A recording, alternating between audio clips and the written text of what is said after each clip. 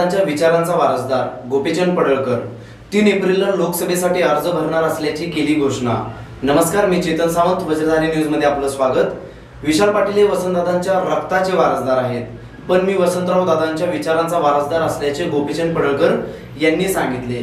ते आज सांगली येथील सीझन 4 या हॉटेलवर आयोजित केलेल्या पत्रकार परिषदेत बोलत होते। विशाल पाटील हा विषय आता तुम्हाला कळला ना, तुम्ही जिल्ह्यामध्ये आता तो काळ गेला। दादांचं नाव सांगून मत मागायचा काळ गेलेला आहे। दादांच्या नावावरती आता जोगवा मागायची ती परिस्थिती राहिलेली नाही। विशाल पाटील हे वसंतदादाचे रक्ताचे वारस असतील। गोपीचंद पडळकर हा त्यांच्या विचाराचा वारस आहे जिल्ह्यामध्ये। त्यांना जे काम करायचं आहे ते आम्ही करतोय। यावेळी बोलताना ते म्हणाले की मी कुणाच्या संपर्कात नाही, माझ्या संपर्कात कुठला नेता नाही, पण मी जनतेच्या संपर्कात आहे। माझी उमेदवारी कायम आहे। मी अपक्ष म्हणून 3 एप्रिलला अर्ज दाखल करतोय। संजय पाटील हे जिल्ह्यातले सर्वात मोठे गद्दार आहेत। त्यांची आणि माझी व्यक्तिगत नाही पण वैचारिक लढाई आहे आणि ती मी लढतोय।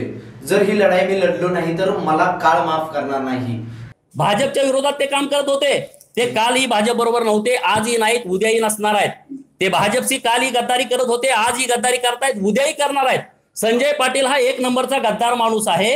त्यामुळं आम्ही आमच्या कष्टावरती निवडून आलोय। माझ्या तालुक्यातल्या जनतेने माझ्या भावाला निवडून दिलंय, आमच्या सगळ्या सदस्यांना निवडून दिलंय।